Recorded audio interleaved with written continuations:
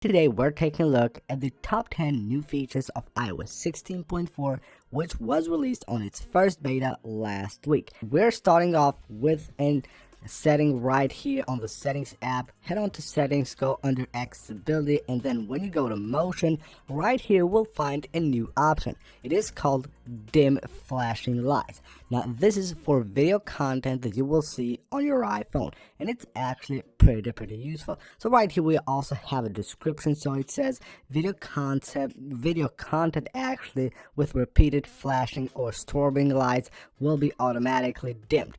That way, of course, you will protect your eyes and have a much better experience when viewing videos with flashing lights on your iPhone. One of the biggest changes that iOS 16.4 will bring to iOS, which of course will stay here for a really long time, probably forever, is the new way you can install betas on your iPhone. It is actually way easier to install now betas, especially public betas on your iPhone, but it will be harder, and of course you won't be able to install dev betas just by using a profile. So you head on to settings, go to general, go to software update, and here you will find new option for beta updates.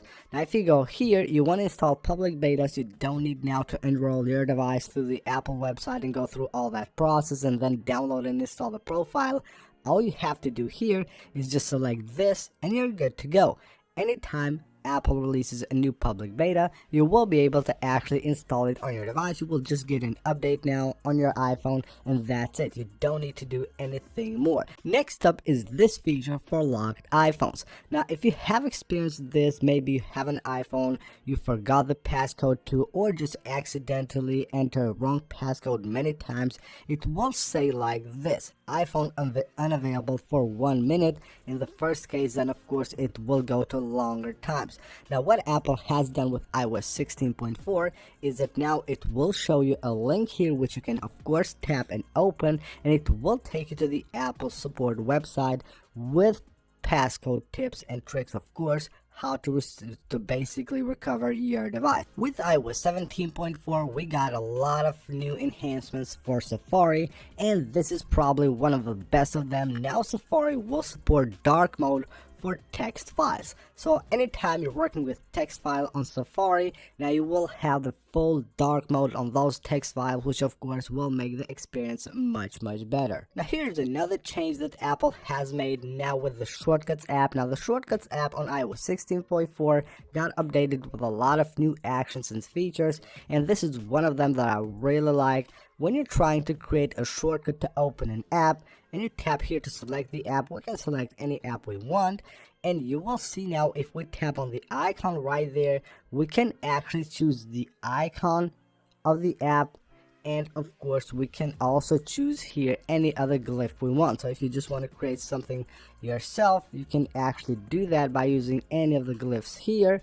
But if you don't want to do that, you can just select the icon of the app. So you will basically have here like two options to select whichever one you prefer. Another great thing that Apple has done with Safari is that now when you add one of your web pages to the home screen and it doesn't have an icon like the Apple website right here, of course, if I just tap here to add it to the home screen, it will just show the Apple logo right there, of course, because the website has actually an icon. Now previously, if the website doesn't have that icon, it will just show like a screenshot of the website right there on the icon. Now it won't do that. It will show the first letter of that website. Now something really useful that Apple has done with iOS 16.4 is the ability to view the coverage for all of the devices you have under your Apple ID. So you go to general settings right here, and what you have to do is go to about and then go to coverage, and you won't only see your current device which you're using, but you will see other devices as well. So you will have a list of the devices that you have connected, and you will see all of them here, and you can view their warranty directly from here. The Tips app also got updated with iOS 16.4, and you can now discover more here, so you can see your devices. So now I can view tips for my Apple Watch and even my AirPods from here, and we also have user guides here for iPhone, Apple Watch, and AirPods. These will show based on the devices that you have. So you can see right here it says all your devices, and you can tap there and of course view any information you need, any tips and tricks that you need for that certain device.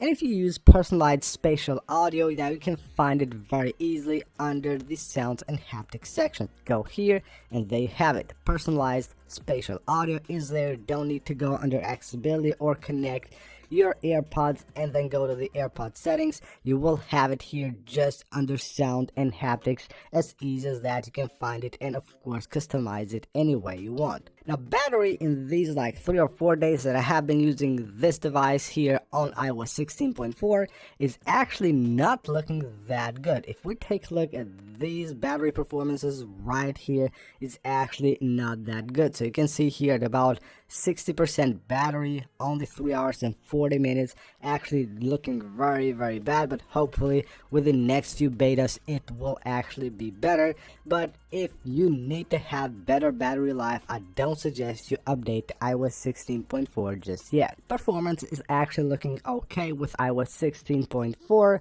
So if we go to history right here, he will have the latest test. So it's at 1876 for the single core score. When comparing it of course to iOS 16.3, we have here 1881. So it's basically the same as iOS 16.3, only slight increases and decreases here and there. So we have 5,501 on the multi-core score, while we had here 5,556. Not that bad of a decrease, but of course this should be way better with the next few betas.